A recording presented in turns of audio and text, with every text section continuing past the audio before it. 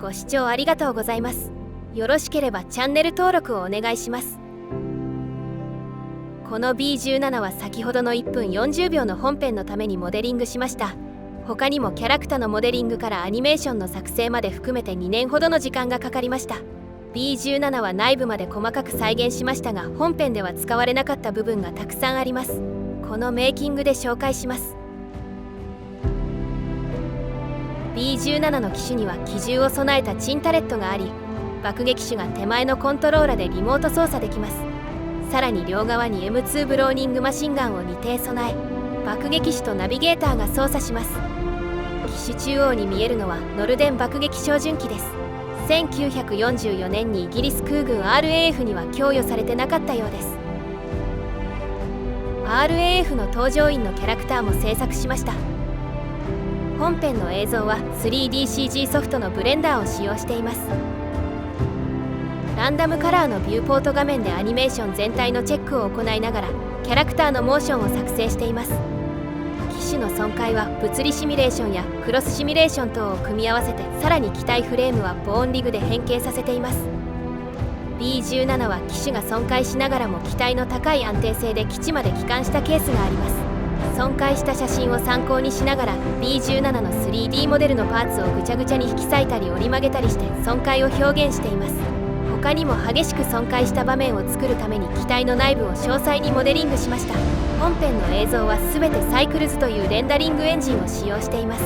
レンダリング速度が遅いので、メイキング動画では EV レンダリングで機体内部の映像を見せていきます。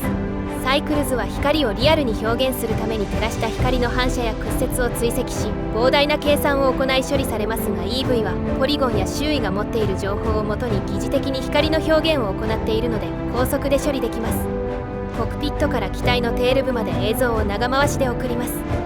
パイロットの後ろには機関士がいます。トップタレットを操作します。その後ろの隔壁を通ると爆弾倉があります。 RAF の CLE ケニスターが搭載されています。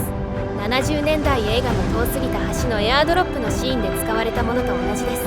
もちろん中には赤いベレー帽がいっぱいに詰まっていることでしょう。わからない人は遠すぎた橋ベレー帽で検索してみてね。隔壁を通り抜けると無線室があります。ラジオオペレーターは上空に向けた機銃が操作できます。本編の映像ではほとんど無線室を映していませんでした。無線機を頑張って作ったのですが意味はありませんでした。映像はその場の思いつきで作っているところが多いので、もしかしたら必要になるかもしれないと思って作ってしまいます。隔壁を通るとボールタレットが見えます。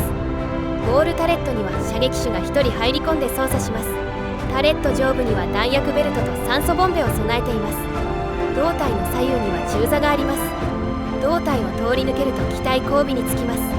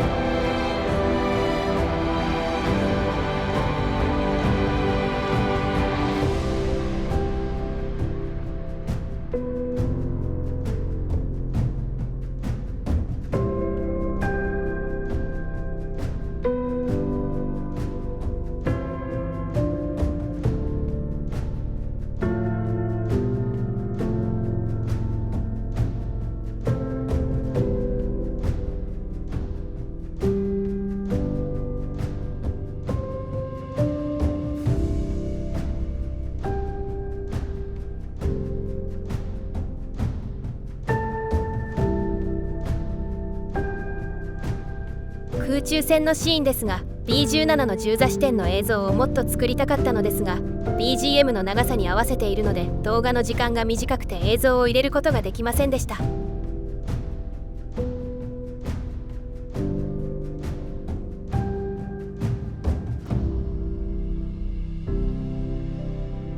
この無線室の銃座から射撃しているシーンは没シーンです。胴体部銃座の被弾シーンも作りましたが使用しませんでした。未使用のシーンだけでも2から3分程度の映像があります。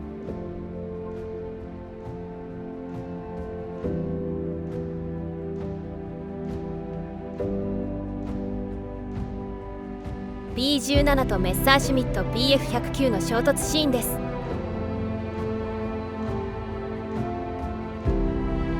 90年代の映画「メンフィス・ベル」を子供の頃見たことがあり、ぼんやりと記憶に残っていました。その映画で両機が撃墜した戦闘機が味方の B17 に衝突して機体が2つに割れるシーンがあるのを覚えていたので作ってみました。メッサーシュミットはこのシーンで損壊させるために翼と胴体の内部構造まで作っています。しかしパイロット視点の映像は作る予定はないので、コクピットはモデリングしていません。この機体の製作時間は2週間程度です。メッサーシュミットは B17 からの銃撃によって被弾します。損壊シーンはここまで細かく作る必要はありませんでした。実際に銃座から見たら小さすぎてよく見えません。胴体部に機体が衝突するシーンはこのシーンを含めて3パターン制作しています。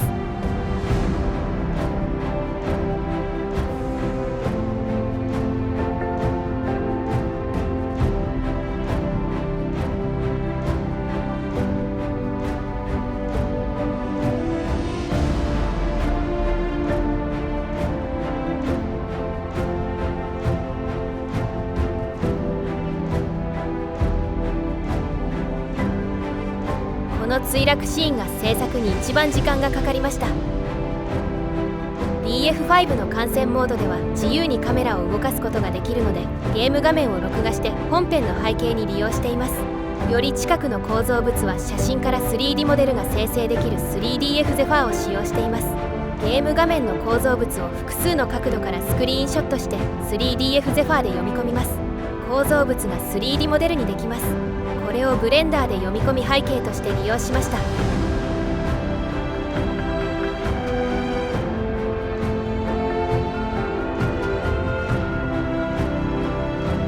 シーンは複数のレイヤーを合成して作っています。まずは録画した背景を入れます。次に 3DF ゼファーのモデルを読み込みます。さらに背景にディティール追加します。これは Photoshop で加工したスクリーンショットをカメラマッピングしています。カメラマッピングについては検索で調べてね。ブレンダーの 3D モデルを合成します。影を追加します。スモークエフェクトを追加します。ハイライトの追加。最後にミストを追加。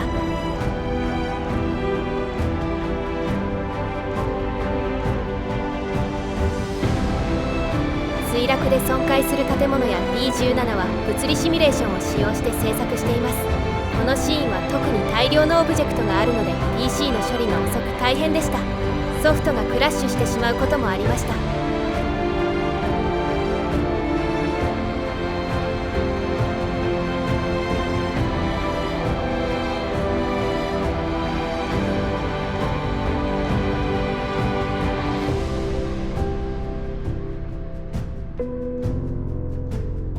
機体の損壊は少ないポリゴンで構成した物体を使って墜落した場面をシミュレーションしています。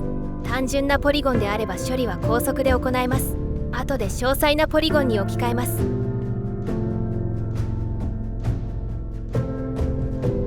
この女性キャラクターの 3D モデルはかなり長い期間かかりました。もともと人型のモデル制作に慣れておらず修正を繰り返しています。1年ほど前から制作していましたが、納得いかず何度も修正を繰り返しました。ソフトは G ブラシとサブスタンスペインターを使用しました。地上の戦闘シーンも背景に BF5 のスクリーンショットを使用しています。車両、キャラクターのアニメーションはブレンダーで制作しています。本編最初の地上シーンはわずか3カットだけでしたが、他にいくつかのシーンを作っていました。戦車を使った戦闘シーンも作りたかったのですが、制作期間が長くかかりすぎてしまうので断念しました。 B17 のように内部の構造まで細かく作っていないので、モデリングから作り直す必要がありました。またこの地上シーンをボスシーンにしたのは動画のテンポが悪くなってしまい、納得できるものができませんでした。最初の爆発が発生し兵士が倒れたところから本編が始まります。爆発は M バーゲンというソフトを使用して作っています。リアルタイムで流体シミュレーションができるのでおすすめです。本編の煙爆発などの演出は全て M バーゲンを使用しています。しかし最初の爆発シーンはカットしてしまいました。銅像が倒れ最後に兵士が飛び出していくアニメーションを作りましたが、このモーションはもったいないと思い次のシーンで使用しました。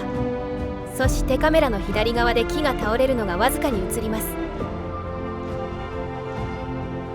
木のアニメーションは爆発による揺れと木の枝の落下、そして損壊して倒れるモーションを作りました。各種シミュレーションとボーンアニメーションを組み合わせています。物理シミュレーションで対戦車砲を吹き飛ばし、そのモーションを M バーゲンに取り込みます。 FBX ファイル形式でカメラの情報も取り込んでいます。水しぶきの一部は M バーゲンで画像を書き出して合成しています。 BF5 の街もスクリーンショットから 3DF ゼファーで生成しました。このシーンのテクスチャのサイズは 8K 以上を使っているのでビデオラムをかなり圧迫しました。ビデオラムが足りなかった時は CPU レンダリングに切り替えたりテクスチャサイズを下げたりしました。このシーンのコンポジットです。